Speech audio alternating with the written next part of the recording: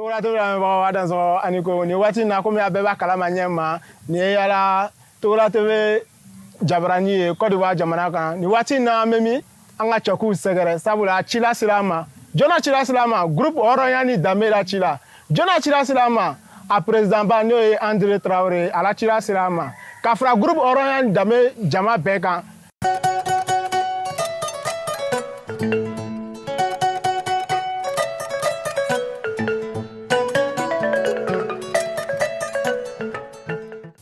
jama min nana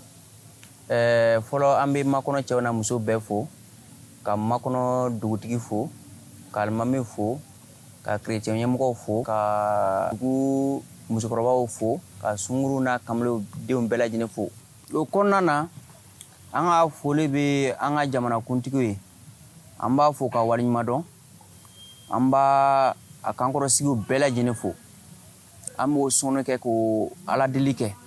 donc o konnana an kontina fo mo gena ki che ke sarakai ba ke sarakai armadin nya saraka bay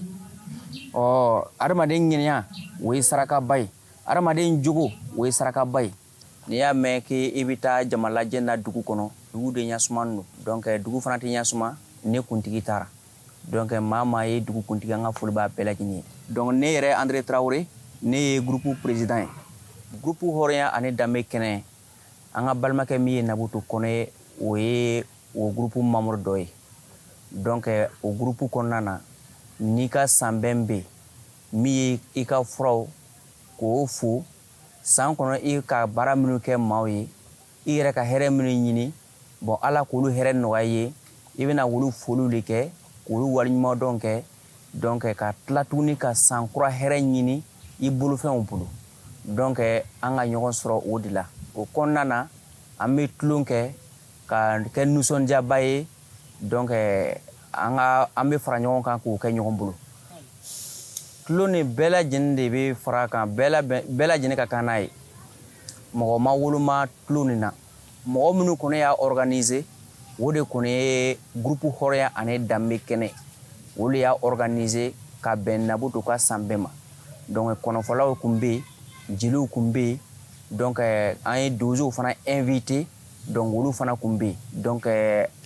kayira mo tora minu yerete dozo ye minu yere civil ye ka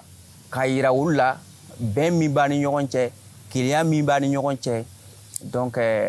ka wo manifester kayira bela kan bela jende kelen amese ka jenga ko ke nyogon fe ne ame ko groupe Horia ane dambe koro de be tonna donc ni ame ko Horia we mo min ba ka kuma kan bato mo mi jugu kan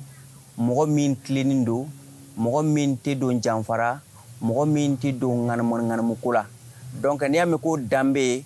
we mo min be janto ko temenena ko korlena ibangena ka femi soro femi kan ibita mo sraka femi mai ibado ninga nin ko ke mbeseka toko chen soro ala walma bangi bako beseka toko chen soro ala walma sigi nyogo beseka toko chen soro ala walma muso nin do beseka toko chen soro ala donc mo bini belaji ni sira ka ni belaji ne korosho ba foko dambe be karmasnana donc ko do be ibi ko ke ka dan heke dola donc ko mi beseka nan toko chen ko ni mu fen ko iti dola donc ne ya me ko groupe Horia ane dambe donc horon ane dambe tigu woli farla nyogo kan ka nyon ka kungo ke ni min ka kungo be ame fara nyon kan kata ke nyon fe ni min ka kungo be ame fara nyon kan kata kungo ke nyon fe bo groupe Horani dambe bureau ba kono bureau konnana sage be ni ame ko sage we minu ni biseka aklina nyama dawma ka conseil dawma ni min kan o be se ka wo srayana amodo le groupe sage B bon oui chorobaye donc amodo wole ko vieux mauro wode sage donc konnana trésorier B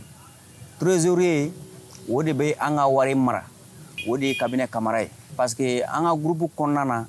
anta fe ko anga groupe den kana problème do soro ko aka wuli ka ta kun chien mo wore nyefe anti wo fe arama den fana mana ke chogo don do be noga don do be gelea mɔgɔ tɛ kungo natɔla dɔn donc groupe danbe ani hɔrɔnya donc an bɛ ɲɔgɔn ka kungo kɛ gundo kɔnɔ o gundo tɛ bɔrɔntɔ o tɛ bɔ kɛnɛma ni hɛrɛ sɔrɔ groupe kɔnɔ n'a fɔra groupe kɔnɔ an bɛ se kɔnɔ k'o hɛrɛ kuma fɔ ka sababu kɛ mun ye o ye ko ye malo tɛ ko min kɔfɛ o tɛmɛnen kɔfɛ porte parole bɛ yen porte parole o de ye Jakarija ka bɔ Majani donc ni information min bɛ groupe kɔnɔ donc o de bɛ information lancer ka information di bɛɛ ma groupe hɔrɔnya ni danbe ye ni i b'an ka baara kɔnɔ n'i bɛ fɛ ka don an b'i filɛ ni an mako bɛ jogo min na n'o jogo b'i la an b'i ladon an tɛ mɔgɔ bɛɛ ta an tɛ jama ɲinina an ka groupe kɔnɔ an bɛ danbetigiw de ɲinina an bɛ hɔrɔn de ɲinina parce que i b'a dɔn ni tigɛ fa tigaden na ka don i da kabakuru kelen bɛ se ka kɛ sababu i b'a bɛɛ bɔn duguma ne bɛ kumakan min fara kan an sigiɲɔgɔn an balimaw an sinjiw o kana dereke min b'an kana o kana o dereke filɛ fɛn min b'an bolo o kana o fɛn filɛ o ye adamadenya filɛ ka sababu kɛ mun ye jamana kɔnɔ soma de ye ɲugutɔrɔfɛn ye jamana kɔnɔ n'i ka mɔgɔ ɲininka soma de ye kojugukɛla ye n'i ye min ye ko ye soma ye n'o ko jotigi ka ban o kɛra nɛni ye o kɛra lagosi ye n'i y'a mɛn ko jo de tɔgɔ k'i jo i jo ko jo tɔgɔ de k'i jo malankolon tɛ se ka kɛ jotigi ye mɔgɔ min ka tɛmɛsira ma tɛ se ka kɛ jotigi ye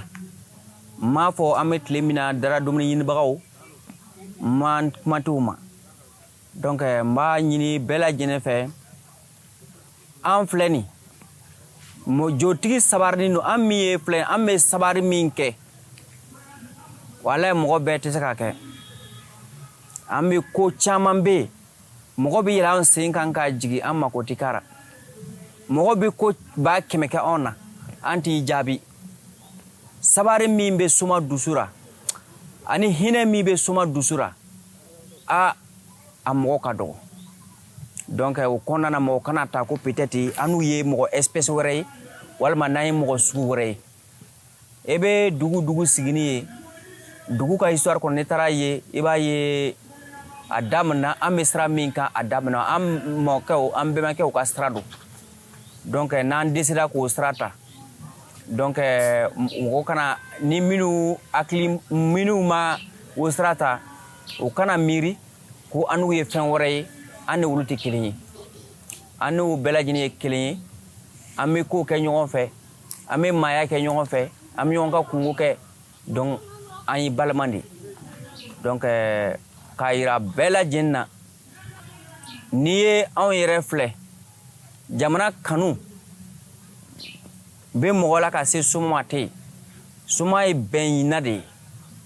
mɔgɔ min bɛ bɛn fɛ mɔgɔ min bɛ bɛn sabati mɔgɔ min bɛ saraka bɔ dugu kɛ soma de b'a kɛ